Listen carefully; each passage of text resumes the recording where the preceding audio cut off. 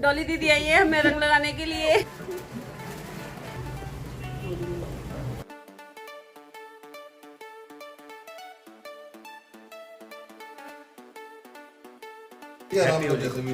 ठीक है। आप सभी को हमारी तरफ से होली की हार्दिक शुभकामनाएं। आप सबको मम्मी की तरफ से, मेरी तरफ से, पापा की तरफ से और जॉर्ज की तरफ से और हमारी दादू बाहर बैठी हैं उनकी तरफ से हैप्पी होली। मतलब अरे भाई को भूल ही गए, वो बाथरूम में। हैप्पी होली पूरे परिवार की तरफ से हैप्पी होली। रंगों का त्योहार खुशी के साथ। हैप्पी होली। अरे जॉर्ज को भी लगाओ भाई, जॉर्ज भी इंतजार कर रहा है नीचे। जॉर्ज जॉर्ज भी इंतजार कर रहा है। बस इसको नहीं, हल्का हल्का सा लगा, हल्का सा।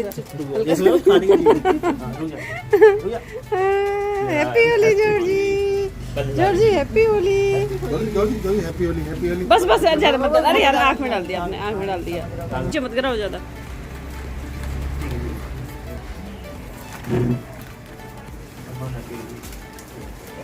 विशेष विशेष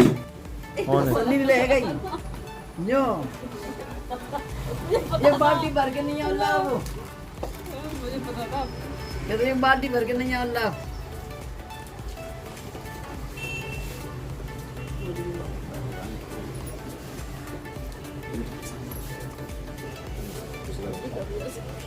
जॉर्जी हैप्पी होली,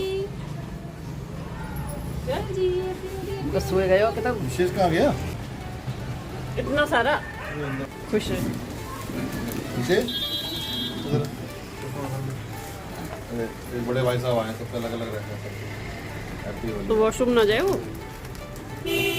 आपके होली के चक्कर में। करा रहे हो ना, सारा जॉर्ज चाटेगा अभी। वो देख रहा है, वो देख रहा है क्या हो रहा है। ज्यादा मत लगा बेटा, ज्यादा मत लगा, ज्यादा मत लगा, उसको इन्फेक्शन हो जाएगा।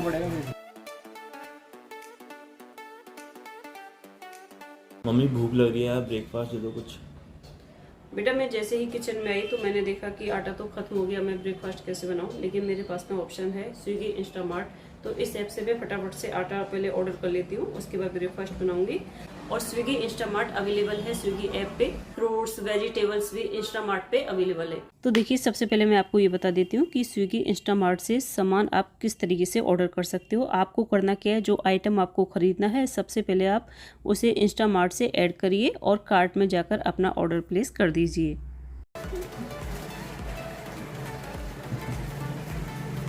खुश रहो, खुश रहो। उससे भी लगा रहा है कि फॉर्मेलिटी कर रहा है। प्यार भी देखिए, मेरे गिले से को दूर करो दोनों भाई अपने। गिले से को दूर करो दोनों भाई।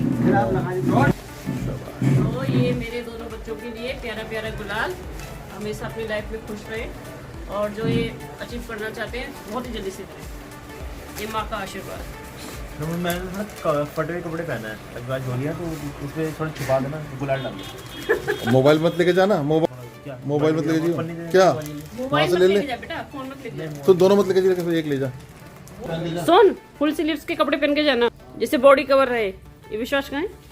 विश्वास क्या कर बेटा, वो वाला फोन रख के जा। पॉलिथीन उधर। सुन मैं क्या कह रही हूँ, पॉलिथीन तो खुला वाला ले जा। खुला कहाँ है? ये रहा मेरे हाथ में, ये रहा। वो ले जाएगा। सुन तो ले मेरी बात, उधर से पॉलिथीन ले ले, फोन दोनों मत लेके जाना। जिसमें बेटा आराम से, क्या कोई वहीं पे लगे रहोगे क्या? तो हमारी जो होली है सेलिब्रेट होना स्टार्ट हो गई। विशेष यहाँ पे अपनी पैकिंग खोल रहा है क्योंकि ये गया था मनाली अभी कुछ 2 से 3 दिन पहले। तो इसका जो बैग था उसमें सारा सामान था वो अभी निकला नहीं है कि ये सेकंड होली है। कहाँ जा रहे हो? कोई ना जाए, नहीं दे ना, कोई ना जा रहा, कोई जा रहे। सिर्फ मैंने इसकी वजह से नहीं करी आज की। मना कर दी जाने के लिए। अम्मा सही तो कह रही है। होली के लिए देखो, जा खेल लो। पापा की अम्मा की जो उम्र हो चुकी है, आपकी उम्र जो है, हमारी अभी एज है खेलने की होली, तो हम खेलेंगे ना। भाई की स्कूटी में ना जाऊँ आज, और ना मैं तुम्हें जानदारी नहीं दिवाना। हमने खुलेगा, हमने खुलेगा, हमने। Same to you. डॉली दीदी आई है हमें रंग लगाने के लिए। जॉर्ज ने पूरा मामला खराब कर दिया।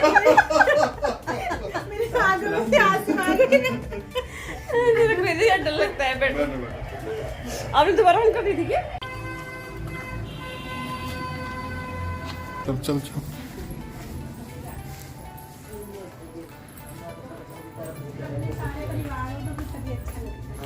आप सभी को हैप्पी होली। उनके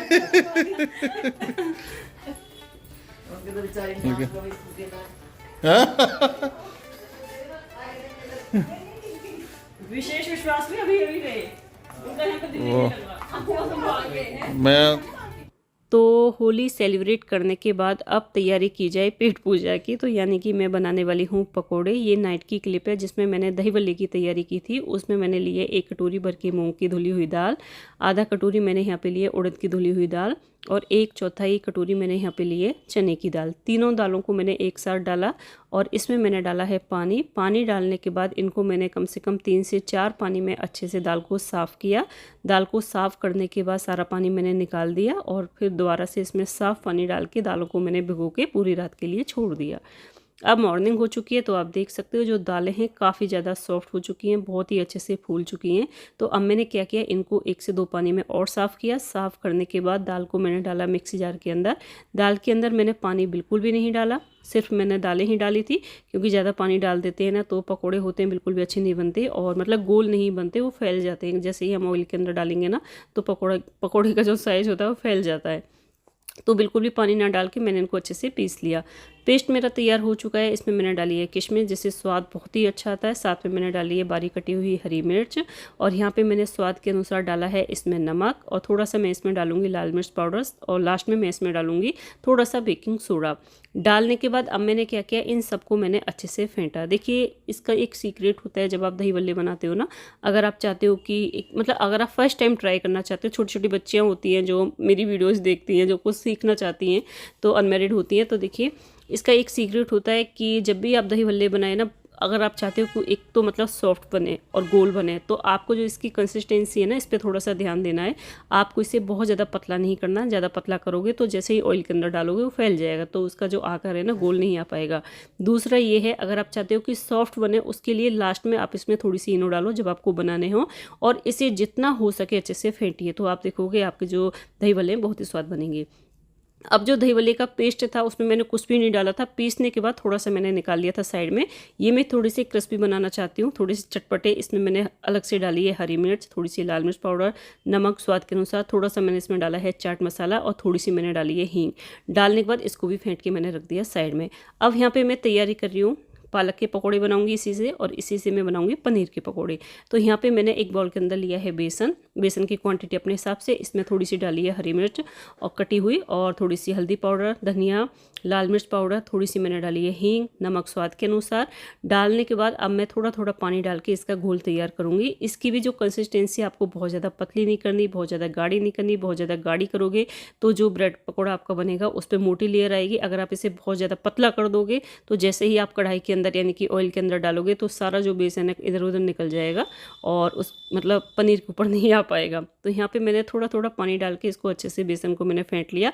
और इसकी भी एक ये है, अगर आप इसमें हल्का सा सोडा डालोगे ना, बहुत ज़्यादा सोडा भी नहीं डालना, एकदम हल्का सा, नहीं भी डालोगे तो भी चलेगा, ऐसी बात नहीं है, लेकिन डालना चाहते हो तो हल्का सा सोडा डाल के इसे जितना हो सके इसका जो मतलब जितना अच्छे से आप फेंटोगे ना जो आपके पकौड़े हैं उतने ही अच्छे से बनेंगे। मैं तो खुद का अनुभव आप सभी के साथ शेयर कर रही हूँ, मतलब जिस तरीके से मैं बनाती हूँ। हो सकता है आप मुझसे भी अच्छे बनाते हो, ये भी हो सकता है आपको नहीं आते हो बनाना। तो यहाँ पे मैंने बेसन को बहुत ही अच्छे से फेंट लिया और फेंटने के लिए मैंने प्रॉपर टाइम दिया था। इसकी जो कंसिस्टेंसी आप देख सकते हो ना, मुझे अभी भी थोड़ी सी पतली लग रही थी तो मैंने थोड़ा सा बेसन डालकर उससे फेंट लिया, उसको रख दिया मैंने साइड में। अब यहाँ पे जो पनीर है इसकी मैंने छोटे छोटे टुकड़े किए, आप देख सकते हो एकदम पतली पतली स्लाइस में। और यहाँ पे मैंने रेड कलर की जो मिर्च आती है ना, लाल मिर्च आती है, उस मिर्च को और उसमें लहसुन डाल के, अदरक डाल के, हींग डाल के अच्छे से मैंने उसकी चटनी तैयार की है। चटनी तैयार करने के बाद अब मैं इस तरीके से पनीर में जो मैंने पीसेस करके यहाँ पे रखे हुए हैं इसमें ऐसे लगा के एक हल्की सी लेयर लगा के और फिर एक उसका पनीर का टुकड़ा लेके इस तरीके से उसके ऊपर मैंने उसको कवर कर दिया। इसी तरीके से जितने भी मेरे जो यहाँ पे मैंने ब्रेड बोल रही हूँ मैं, पनीर को कट करके रखा हुआ था, इन सबको मैंने इसी तरीके से तैयार किया। इनके मैं बनाने वाली हूँ पनीर के पकोड़े, ठीक है। ये 2 से 3 मतलब तरीके से बनाए जाते हैं। अगर आप और ज़्यादा क्रिस्पी बनाना चाहते हो तो ये मतलब बूंदी से और बनते हैं, जो बूंदी होती है ना जिसका हम रायता बनाते हैं। अगर आप लोग कहोगे मैं वो भी शेयर करूँगी आप सभी के साथ, लेकिन फ़िलहाल मैं बूंदी वाले नहीं बना रही। तो यहाँ पे मैंने इस तरीके से जितनी भी पनीर की स्लाइसेस थी सबको मैंने इस तरीके से कवर कर लिया। तो यहाँ पे ये तैयार हो चुकी हैं। अब मैं क्या करूँगी, जो मैंने घोल इसका तैयार किया था उसमें डाल के, और एक मतलब ब्रेड का जो मैंने यहाँ पे, ब्रेड क्यों बोल रही हूँ मैं, जो मैंने पनीर का जो पीसेस तैयार किए ना उसमें से एक लेके और अच्छे से उसमें जो घोल है उसमें डिप करके इस तरीके से, और मैंने डाला कढ़ाई के अंदर। अभी आप थोड़ा सा देखोगे कि इधर उधर थोड़ा सा बेसन निकल रहा है, मतलब वो निकलेगा ही अभी, लेकिन वो बाद में अलग हो जाता है, सारा छलनी से उसे आप अलग कर सकते हो। और यहाँ पे इस तरीके से सारे जितने पकौड़े एक बार कढ़ाई में आए मैंने सारे डाले, और डालने के बाद इन्हें उलटते पलटते अच्छे से चारों तरफ से मैंने इनको बहुत ही अच्छे से सेका। और जो मतलब जो ऑयल है ना आपका, जैसे कि आप पकोड़े डालते हो तो ठंडा नहीं होना चाहिए, क्योंकि ठंडा होता है ना फिर क्या हो जाता है, जो पकोड़े ना हमारे ठीक से नहीं सेक पाते ऑयल अगर ठंडा होता है। तो अगर आपका ऑयल अच्छे से गर्म हो गया, तेज़ गर्म हो गया, उसके बाद आप डालोगे तो आप देखोगे जो आपके पकोड़े काफ़ी अच्छे से सिक जाते हैं। तो यहाँ पे इस तरीके से जब नीचे से अच्छे से सिक गए थे तो मैंने इन्हें पलटते हुए अच्छे से सेका, और सेकने के बाद अब देखिए जो साइड में जो निकल गया था ना, ये इस तरीके से मैं इसे कड़छी से निकाल के साइड में कर देती हूँ, अलग कर देती हूँ। कई बार ऐसा होता है ना, हम मतलब हाथ से कढ़ाई के अंदर जब डालते हैं ना तो फिर टपक जाता है, तो उसके वो होती हैं। तो यहाँ पे जो मेरे पकोड़े हैं काफ़ी अच्छे से क्रिस्पी हो चुके हैं। और पकोड़े जब भी मैं बनाती हूँ ना, थोड़े मैं ऐसे नहीं बनाती कि उनको अच्छे से ना सीखूँ। मेरे घर में सबको पसंद है, एक मम्मी को पसंद नहीं है, क्योंकि मम्मी को चबाने में थोड़ी सी प्रॉब्लम होती है। तो यहाँ पे देखिए जो मेरे ब्रेड पकोड़े हैं, ब्रेड पकोड़े नहीं, जो मेरे पनीर पकोड़े हैं तैयार हो चुके हैं।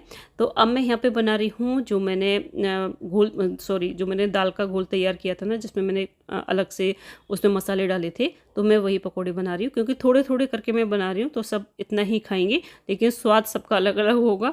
एक ही चीज़ से 2 से 3 तरह के आप पकोड़े बना सकते हो। तो यहाँ पे मैंने दाल वाले जो पकोड़े थे उनको भी मैंने डाल दिया इसके अंदर। डालने के बाद अब मैं इनको भी फ्राई कर लेती हूँ। इसका जो साइज़ है ना, आप बड़ा भी रख सकते हो, छोटा भी रख सकते हो अपने हिसाब से, लेकिन मैं बहुत ज़्यादा बड़ी इनके साइज़ में नहीं रखती। मैं एकदम छोटे छोटे बनाती हूँ, जो दिखने में भी अच्छे लगते हैं और खाने में तो अच्छे लगते ही हैं। तो यहाँ पे इस तरीके से इनको भी पलटते हुए मैंने अच्छे से सेक लिया। लोहे की कढ़ाई में हमेशा जब भी पकवान बनाती हूँ तो मैं इसी को लेती हूँ, क्योंकि क्या है ना, इसका जो तला है ना वो बहुत भारी है। तो इस वजह से ये, जैसे ही मैं इस तरीके से इसमें कड़छी डालती हूँ या कुछ भी डालती हूँ तो ये हिलती नहीं है। अभी मैंने जो स्टील की कढ़ाई ली थी ना, उसका तला थोड़ा सा मतलब हल्का है, तो वो मुझे डर रहता है कि कहीं मतलब गर्म तेल के साथ नीचे ना गिर जाए मेरे हाथ से। तो इस वजह से मैं यही कढ़ाई लेती हूँ। तो यहाँ पे जो ये दाल के पकोड़े थे ये भी अच्छे से फ्राई हो चुके हैं, इनको भी निकाल के मैंने रख दिया है साइड में। अब मैं यहाँ पे बनाने वाली हूँ पालक के पकोड़े। तो देखिए जो मैंने बेसन का घोल तैयार किया था ना, किस चीज़ के लिए, पनीर पकोड़े के लिए, उसमें से मैंने थोड़ा सा घोल अलग से निकाल लिया था। तो उसी में मैंने डाला था पालक कटा हुआ, और अच्छे से धोने के बाद, और उसमें अलग से मैंने थोड़ा सा मसाले और डाल लिए थे, क्योंकि उसमें पालक हमने दोबारा से ऐड किया है ना। तो क्या होता है ना, जब पालक अलग से ऐड किया तो उसमें मसाले थोड़े से कम हो सकते हैं। तो क्योंकि उसमें तो मैंने अपने हिसाब से डाले थे कि पनीर का उसमें से अच्छे से डिप करके पनीर के पकोड़े बनाने हैं, तो उसमें अलग से थोड़े से मसाले डाले। डालने के बाद पालक को अच्छे से मिक्स किया, और उसके बाद यहाँ पे मेरे बन रहे क्रिस्पी क्रिस्पी पालक के पकोड़े। आज तो मैंने सबको पकोड़े ही खिलाए 2 से 3 तरह के, और सबका दिल हो गया एकदम से खुश खा के। क्योंकि हर बार क्या होता है ना, हम हर बार मेरे घर में जब भी कोई ऐसा फेस्टिवल आता है ब्रेड पकौड़े ज़रूर बनते हैं, क्योंकि सबको वो बहुत ज़्यादा पसंद है। लेकिन इस बार मैंने ब्रेड पकौड़े को कैंसिल किया कि इस बार मैं नहीं बनाऊँगी, क्योंकि हर बार वही बनते हैं। इस बार मैं तुम्हें कुछ अलग बना के खिलाती हूँ, क्योंकि काफ़ी टाइम से मेरे घर में ना तो पालक के पकोड़े बने, ना ही पनीर के पकोड़े बने, तो सबका दिल भी खुश हो गया। तो यहाँ पे जो मेरे पालक के पकोड़े हैं ये भी बहुत ही अच्छे से क्रिस्पी हो चुके हैं। तो ये आप देखिए पालक के पकोड़े कितने अच्छे लग रहे हैं, आप लोग भी खाइए गर्मा गर्म। और इनको हमने सर्व किया था सॉस के साथ। तो यहाँ पे अब जो मेरे दही वल्ले हैं वो तैयार हो रहे हैं। तो सबसे लास्ट में मैंने डाले थे दही वल्ले। डालने के बाद इनको भी मैंने अच्छे से कर लिया फ्राई करने के बाद इनको मैंने निकाल लिया। निकालने के बाद सारे, और यहाँ पे मैंने हल्का सा गर्म किया है पानी, इसमें मैंने डाला है नमक डालने के बाद इसे अच्छे से मिला दिया पानी के अंदर, नमक को मतलब। और जो मेरे दही वल्ले थे जब नॉर्मल टेम्परेचर पे आ गए थे, मतलब गरम गरम नहीं डाले, उसके बाद सारे जो भल्ले थे मैंने डाल दिए इसके अंदर पानी के अंदर, और इनको अच्छे से डिप करके मैंने छोड़ दिया कम से कम 4 से 5 घंटे के लिए। उसके बाद मैंने दही वल्ले निकाल के सर्व किए सबके लिए, और सबको मैंने खिलाए। आप आज की वीडियो आपको कैसी लगी तो मुझे कमेंट्स करके बताना। नमक मिर्च सही है, बहुत बढ़िया, करारे एकदम क्रिस्पी। नहीं नमक मिर्च ठीक है, हाँ नमक बहुत बढ़िया, बहुत बढ़िया, कम ज़्यादा नहीं है। नहीं बहुत अच्छा। कुछ पकोड़े खा रहे हैं, होली की बहुत बहुत शुभकामनाएं पकवान के साथ। पकवान के साथ, सही बात है। और तुम भी खाओ।